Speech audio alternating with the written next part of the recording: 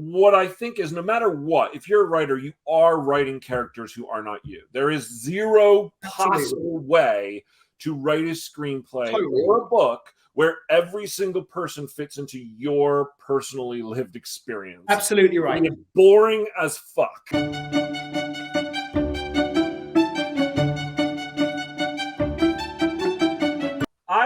I have a I guess it's more of a craft topic. Okay, we can talk about craft topic. That's fine. But I think that it's an interesting one that I've been thinking about lately, and it has to do with authenticity. And what I mean by authenticity is, how do we as screenwriters make sure that we are as authentic as we can be with both our characters and our situations, to both serve the story as well as connect with the viewers. And it can be hard because obviously we're coming up with things that are totally in our imaginations. Right. I mean, it's different depending on the genre, I think, that you write in, for sure. We tend to write in larger worlds that are more fantastical. But what's interesting about the script that we're working on this podcast is that it's set modern day. Yeah. And so how do we get into the minds and the struggles and the challenges and the emotions of characters? For example, we're writing a movie that has two female protagonists. Of course. Absolutely. We're men. Totally. So how on earth could we possibly do that? Could we do that? Well, yeah, I think that people ask that question. Absolutely. I'll touch base on my recent favorite quotable book on writing by Stephen King, because he talks a little bit about this. Great.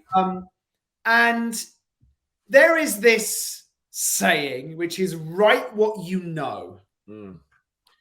And people take that in a very literal sense. But if anybody ever wrote what they knew, we wouldn't have all the wonderful things that we have. We wouldn't even fucking have Shakespeare's plays wouldn't exist in the way that they do. We wouldn't have great works of literature. There was a prince in Denmark. We wouldn't have any of it. But what Stephen King goes on to elaborate says, really what he goes, I don't necessarily agree with that. And again, I'm butchering his words.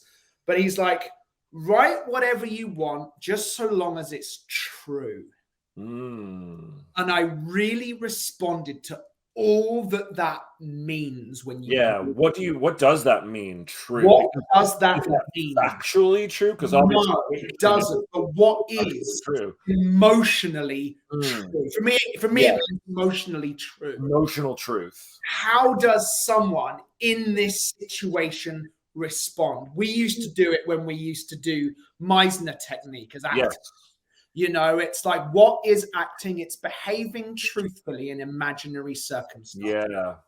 And I always really liked that definition of acting. And ultimately, I think the same thing applies to writing. Here are all these imaginary circumstances. Here are all these characters that don't actually exist. They're not real people. They never lived.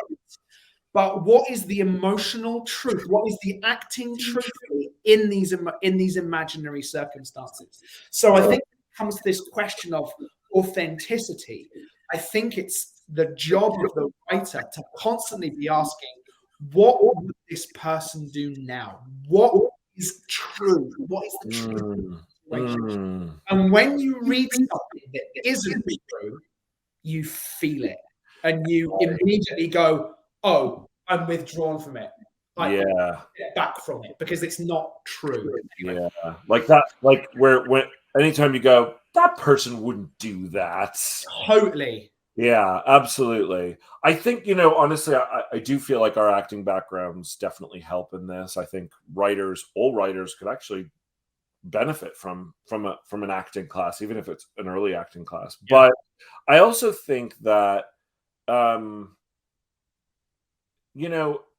people outside of the craft, and even some inside of the craft, feel like, and as you're saying, that you should take that literally. That is somehow, as creatives, that it's impossible for us to authentically write a character that's outside of our life experience. And I think that, it's happening in acting as well. And I think that there is a way that you have to look at characters. A lot of people were unhappy that two men wrote the princess. What they don't actually know is that a woman actually wrote stuff after us. Yeah. And that it doesn't really matter because the character is human. Yeah, and totally. all approached her from her and again, 100% on board with the supporting of writers of all different backgrounds. That's but also, no one would like it if someone went to a woman, you can't write male characters. Of course not. Or to a black writer, you can't write white characters. That's not. And I don't think people. the topic to me, it's like leaving the politics part completely out of it, because I don't even want to go there. No. What I think is, no matter what, if you're a writer, you are writing characters who are not you. There is zero possible way to write a screenplay or a book where every single person fits into your personally lived experience. Absolutely right. It's boring as fuck, right? So even if you're writing, for example, a mobster, and I've never been a mobster before, I need to put myself in those shoes. I need to think and imagine and go, well, what does that feel like? What is the emotional truth of a guy who, has killed someone? Yeah. And it's not an easy thing to find that authenticity. And I think that part of the rewriting process a lot of times is about finding more authenticity. We've noticed that for sure, is that even in our drafts, every time we do entire passes just on one character to try and find what is that authentic voice, what are they really feeling in that scene. And then when I think you get to the studio level, a lot of times the reason you see other writers brought onto scripts is because they're looking for someone who maybe can bring authenticity to a part of the script that you maybe missed. Absolutely. I don't think people bat 1,000 on this. I think it's one of the biggest challenges you have as a writer is to find that authentic voice and behavior of a person that is potentially so far away from who you are.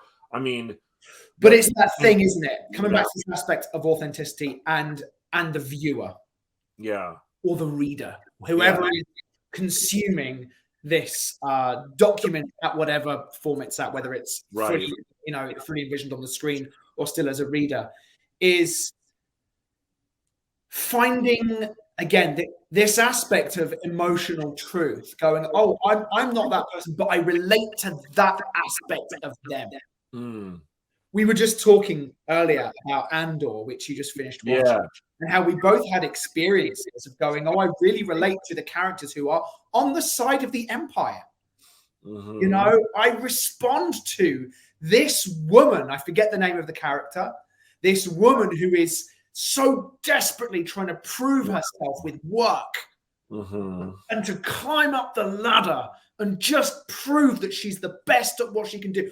I respond to that. I totally relate to that.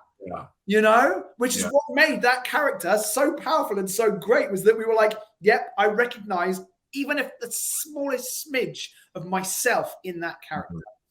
I feel like for me, and it's just personally, I think that one of the best things that we can do as writers is approach every character that we write from as much of a human place as we can, like in it, and I mean that in like kind of the broadest sense of the word, and then kind of start here with what is the truth of your humanity, what is the authenticity of your humanity, and the type of kind of then start to get micro down to there. And I think that the things that I find really beneficial sometimes is having people read drafts that are potentially of different demographics than we are, and have them come back and go, you know what? This didn't feel right to me, and finding out why. Or if you're writing a character that is something that you don't have a lot of experience in, I think that there's research to be done. Totally. Yeah, I think that talking to people who have lived that life experience can be really helpful. Absolutely. I think that watching movies that are good, that represent those life experiences in a generally considered positive way can be really helpful, especially if you don't have access to someone that's lived that life. You know, like I don't know any prostitutes personally. I could probably we could probably try and reach out to. I think there are many ways to be able to do that. No, but what I mean is, if we were going to write a prostitute, we're writing another screenplay right now. There is a prostitute in it. Granted, it takes place in medieval London, but it's still a prostitute character. Sure. Yeah. And there is specificity in that. I think that part of being authentic is staying away from cliches, and so you kind of go what is the most authentic version of that character that I've seen that didn't feel cliche? It's interesting, isn't it? Yeah, to kind of fall into the ridges, into the grooves of things that have just been trod so many times. Yeah. Or if you are doing it, kind of doing it really consciously, right, and finding one way to spin it, or just to do it in a really self-aware way. Yeah. One of the things that we were talking about the other week was your work on Silver Fox, where it's potentially a cliche world that perhaps we've seen before. Right. But one of the things that I liked about the dialogue that you wrote were like, I know it's a cliche, but blank. Right. But this is hey, that's the character's life, and that's the story. Yes. That's the story we're telling. Yeah. And there's a way to definitely acknowledge those things. Yeah. I think about the princess in this a lot, because I know it's it's hard for people who never read our original drafts to know exactly what the character felt like from our perspective. Yeah, it changed. It did change, but regardless of better or worse, I think that the goal that we had with her character and trying to find the authenticity in her is we wanted a woman who very specifically in this world that she lived in didn't want or didn't relate to the expectations of women in that world. And it wasn't about, although it became very much a female empowerment film, it was really about human empowerment. Yes. Because it was a person who was told, you're not allowed to train to be a fighter because you have expectations. But in our version, there was another character who she wanted to be like, who didn't have those expectations. And she's like, well, why can't I be like them? This isn't fair. And that is a thing that I think people in general can relate to. Absolutely. Is that's not fair. Yeah. I want to be able, why do I have to be this when I want to be that? Right. And then having done that secretly and all of a sudden being forced to use that thing in real time and prove yourself in real time. I think that was kind of very much the emotional place that we were coming from. And, when we sent that script out to many people originally, the feedback we got, especially from women readers, was about how authentic the character felt. Right. And granted, this is a character that takes place in a fairy tale world. So we weren't dealing with modern issues that women go through. We were dealing with fairy tale issues. We were dealing with arranged marriage. But the reality is, it was the human issue. And I think that's why the character felt authentic in the read, whether it did in the film to people or not. I mean, I think Joey did a wonderful, wonderful performance in trying to capture that aspect of this isn't what I want for my life. Yeah, for sure. You know, and so I think that to me, I think is the way to approach it, and I think segueing out of this conversation, unless you have more to say about it, I was going to go into our character conversations from last week. See, look, you like that? You like how we Beautifully done. It's beautifully done. It's the way that the character conversations. done. It's excellent. Seamless.